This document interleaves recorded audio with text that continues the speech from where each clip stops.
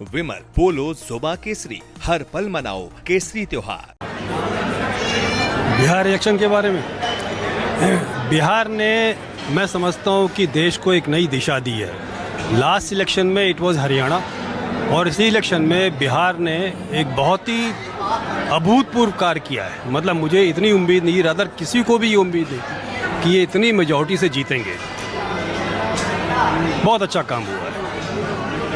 इसमें आपको कहीं कोई गड़बड़ी, कहीं कोई जो विपक्ष के लोग उठाते रहते, कहीं कोई शंका?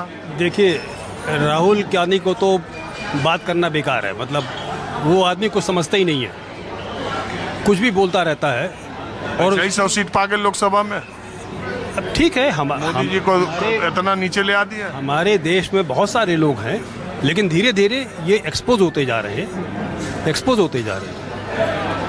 क्रेडिबिलिटी बहुत कम है उस आदमी की, बहुत कम है, और दिन पर दिन गिरती जा रही है। क्या जनता की पल्स को समझने में वो नाकामयाब हो रहे हैं, या उनके इर्द गिर्द के लोग, या कांग्रेस संगठन के तौर पर? मुझे लगता है कि देखिए, संगठन तो कुछ है ही नहीं।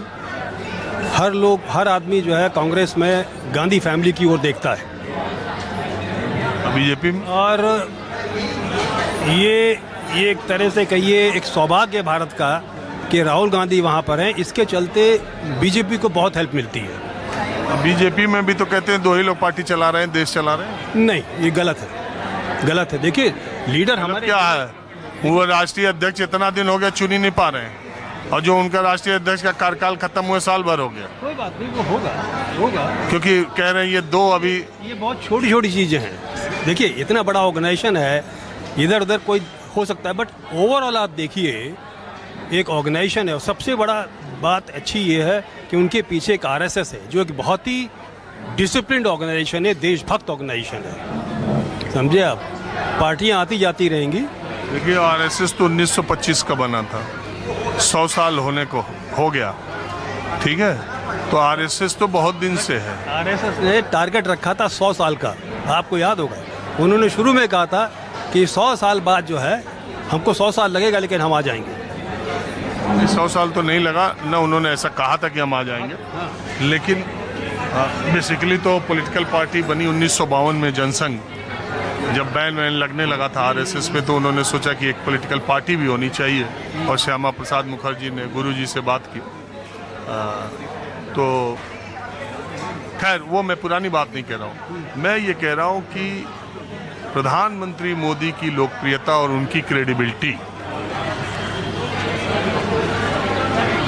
का असर ज्यादा देखते हैं, या नीतीश कुमार का सुशासन और उनके चेहरे का असर देखते हैं बिहार के इलेक्शन में, या दोनों का सम्मिलित? नहीं, देखिए, ऐसा है, बहुत सारे फैक्टरों ने काम किया है। ये कहना कि मोदी के लिए जीते या नीतीश के लिए जीते, नहीं। जब अमित शाह ने इतनी ब्यूटीफुली सब चीज़ों को ऑर्गेनाइज किया है, और उसमें कंट्रीब्यूशन मोदी जी का बहुत बड़ा है, नीतीश जी का बहुत बड़ा है, फिर ये जो डिफरेंट स्कीम्स है उनका बहुत बड़ा है, और एक डिसिप्लिन वे में ये लोग जो बड़े हैं इज अनपैरेलल। चलिए, ठीक है, आप लोगों ने बात की, इसका बहुत शुक्रिया। अब कुछ और लोगों से बात करते हैं। और अब कार्यक्रम के आखिर का जो हिस्सा है, उन चेहरों के साथ जो मेरे साथ कॉफी होम में आपने पहले भी देखे होंगे, और इन चेहरों को देखते ही आपको अंदाजा लग भी गया होगा कि ये बोलेंगे क्या। तो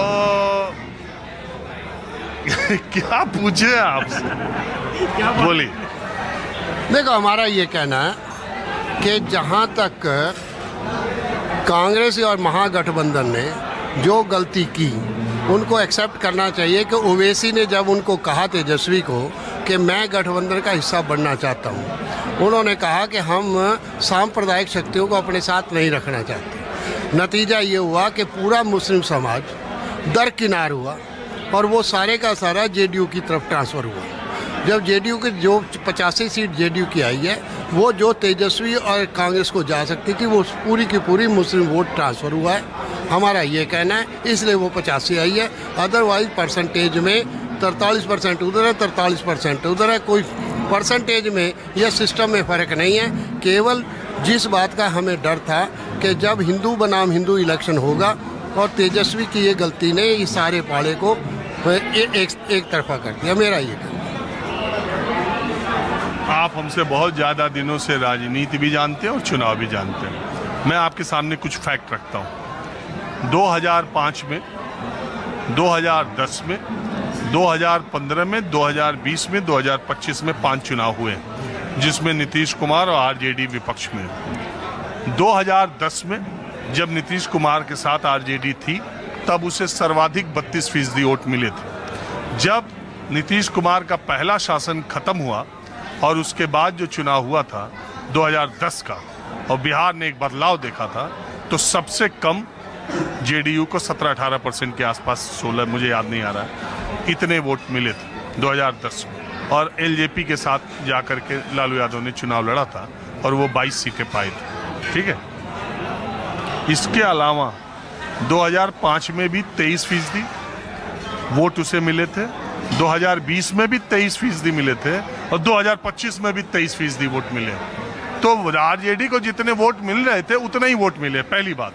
और आरजेडी 2005 के बाद नीतीश कुमार के साथ जब लड़ी तो सिर्फ एक विधानसभा चुनाव था जिसमें उसका प्रदर्शन अच्छा है। अदरवाइज 5 में भी खराब है 54 सीटें, 2010 में भी खराब है 22 सीटें, 2015 में तो 7 लड़ गए, अलग बात है। 2020 में आधे पर उनका 2020 में अच्छा प्रदर्शन था, लेकिन उसका बड़ा कारण एलजेपी का अलग लड़ना था।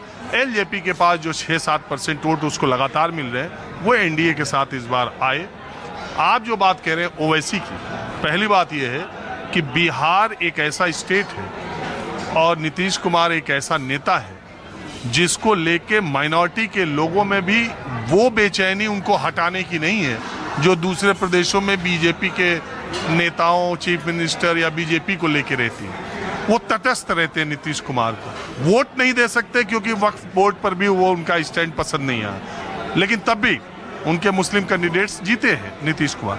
तो वो बेकरारी, बेचैनी उनको नहीं थी नीतीश कुमार को हटाने की, ऐसा मैंने रीड किया।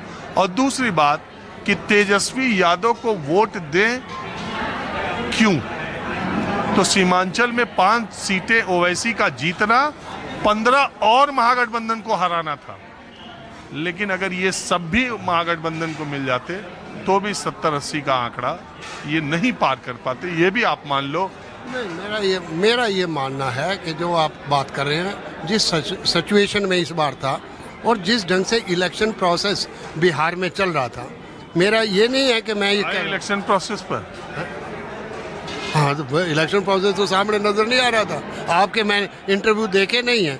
मेरा ये कहना है कि आज भी अगर परसेंटेज ऑफ वोट्स देखें, वो तो ऑलमोस्ट एक तरफ बराबर है। अगर आप दूसरी ढंग से एक फर्क है, 1 मिनट, अगर बीजेपी के 89 सीट मिली बीजेपी को और जेडीयू को 85 सीट मिली, जेडीयू को 85 मिल गई, अगर इन सब के, और दूसरी तरफ अगर तेजस्वी का ये जो माइनस पॉइंट जो मैं कह रहा हूँ, ये मेरे कहना है कि अगर वो ओवैसी और मुस्लिम समुदाय को साथ में ले लेते तो मेरा ख्याल है कि 17.7% वोट मुस्लिम समाज का है, उसमें कोई ट्रांसफर होता, ऐसा मेरा। अब मैं आपसे सवाल ये पूछ रहा हूँ, बड़ा मतलब आप लोग उदासी होते जा रहे हैं इलेक्शन दर इलेक्शन और अलग अलग एंगल।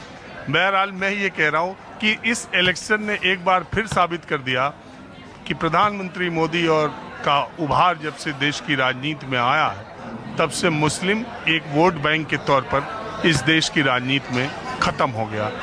बिल्कुल सही है आपकी बात, मैं इस बात से बिल्कुल असहमत नहीं हूँ, मैं बिल्कुल सहमत हूँ कि उन्होंने इलेक्शन मुस्लिमों को एलिमिनेशन कर दिया। ये मैं